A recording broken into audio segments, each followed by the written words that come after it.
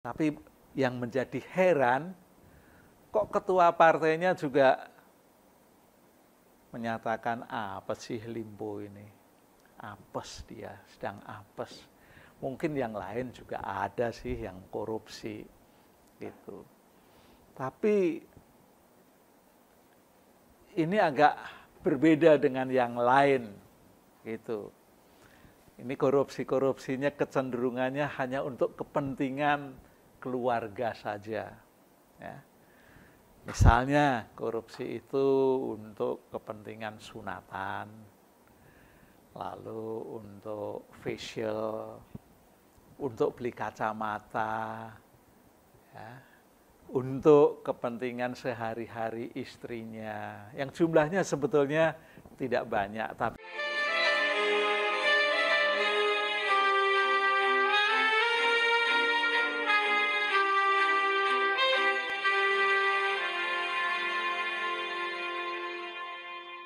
saya ini heran loh.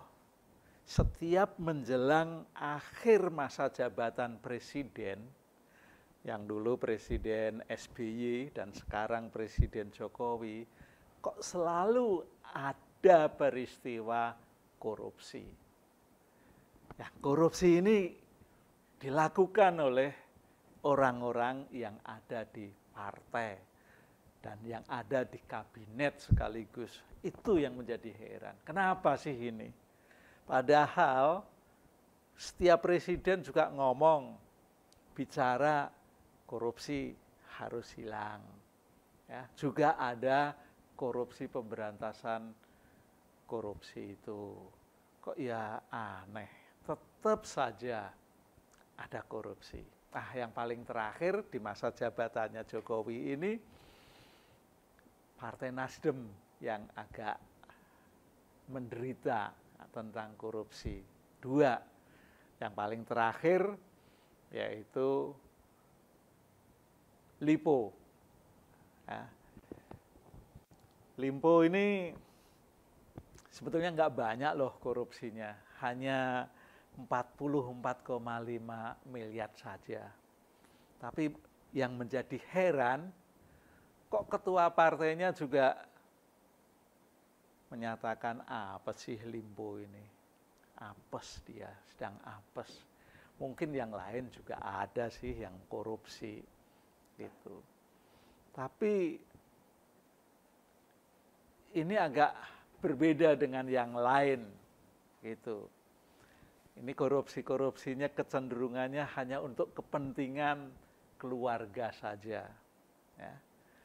Misalnya korupsi itu untuk kepentingan sunatan, lalu untuk facial, untuk beli kacamata, ya, untuk kepentingan sehari-hari istrinya, yang jumlahnya sebetulnya tidak banyak, tapi karena berlangsung cukup lama dari tahun 2020 hingga 2023, ya jumlahnya bisa mencapai 44 miliar itu.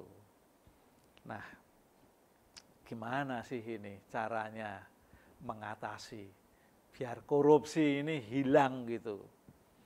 Tapi sebetulnya kalau saya melihat korupsi kan dari pejabat publik secara umum. Ya, pejabat publik. Apakah ini dimanfaatkan oleh stafnya, anak buah, atau memang ada tekanan-tekanan dari pihak yang memiliki jabatan itu. Jadi hubungan atasan dan bawahan. Kalau di zaman raja-raja itu jelas, bawahan itu selalu memberi upeti. Ya, apakah itu ada tekanan atau tidak? Ya, tapi sesungguhnya hal yang wajar sih seperti itu.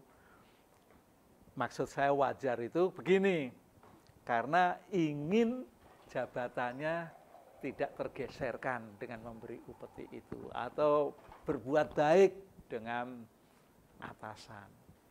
Ya, zaman dulu, zaman Orde Baru ada istilah ABK, asal Bapak senang. Gitu. Tapi sekarang ini sudah tidak pernah muncul istilah ABK. Tapi kalau diperhatikan mungkin di setiap institusi pemerintah hal itu juga masih ada. Ya. ABS, Pak, bukan ABK. Oh, ABS, sorry. Ya, asal Bapak senang itu ABS singkatannya, bukan ABK. Ya, itulah lupa gitu. Saking banyaknya singkatan, Pak. Luar biasa ya, gitu. Nah, selanjutnya tentang orang pengen memberi kesenangan kepada atasan itu ya wajar, tapi kan saat ini ada istilah penerima gratifikasi bisa kena bencana gitu. Nah, ini fakta dari apa yang dilakukan oleh Syahril Yassin Limpo itu. Ya. Pak Limpo mungkin tidak ada maksud apa-apa, tapi kenapa ya orang-orang yang menjadi pejabat publik itu kok masih korupsi, padahal dari tunjangannya, penghasilannya itu lebih dari cukup dibanding dengan rakyat biasa yang pekerjanya hanya mendapat 2 juta, 3 juta, ya, bahkan 5 juta sampai 10 juta. Itu kenapa? Kalau melihat dari kasus-kasus itu, memang setiap orang menginginkan uang itu banyak yang bisa dimiliki. Tapi betulkah uang itu menggoda seseorang sampai menggoda seorang public figure itu? Heran aku, uang kok bisa menggoda. Mestinya yang menggoda itu bukan uang, tapi orang itu tergoda dengan uang. Itu loh, bukan uang yang menggoda. Ya. Tapi mau tidak mau, korupsi mesti harus hilang dari bumi Indonesia. Bagaimana caranya? Ya caranya satu, pengawasan. Ya, sebetulnya pengawasan ada direktorat yang memeriksa keuangan, BPK, Badan Pemeriksa Keuangan Negara itu. Mestinya itu melakukan pengawasan yang terus-menerus sehingga tidak terjadi korupsi. Ya. Dan aneh memang di negeri kita ini, korupsi dari waktu ke waktu terus ada. Ya.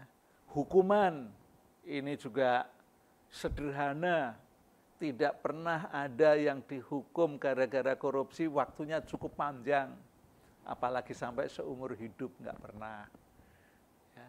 Sampai 10 tahun pun nanti dipotong gratifikasi selama 10 tahun, akhirnya tidak sampai 10 tahun. Ya. Jadi ini pengawasan dan hukuman ini yang belum menjadikan jera bagi orang-orang yang menduduki posisi-posisi tertentu untuk bisa mengatur keuangan. Jadi uang pemerintah ini memang sangat mudah kelihatannya untuk dikorupsi. Lalu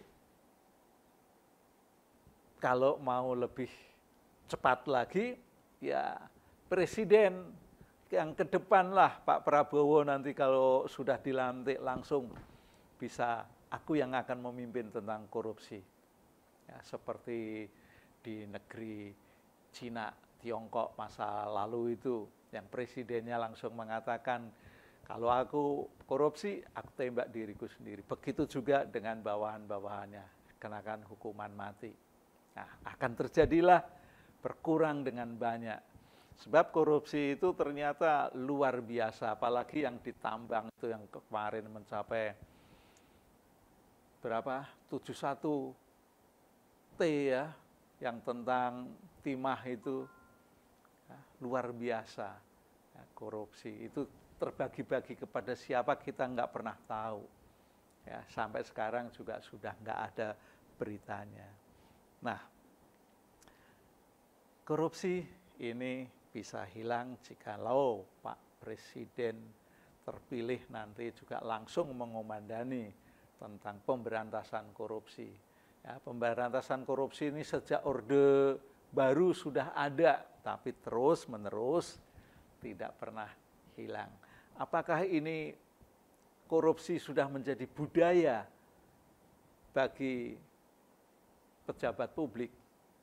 Ya, kita tidak tahu. Ya, yang jelas pengawasan, penghukuman ini tidak setimpal dengan mereka yang melakukan korupsi. Gitu ya, cerita tentang korupsi yang sangat susah untuk hilang dari bumi pertiwi ini. Kita semua sebetulnya membutuhkan negeri ini bersih, biar rakyat betul-betul makmur gara-gara uang yang berlimpah-limpah. Ya.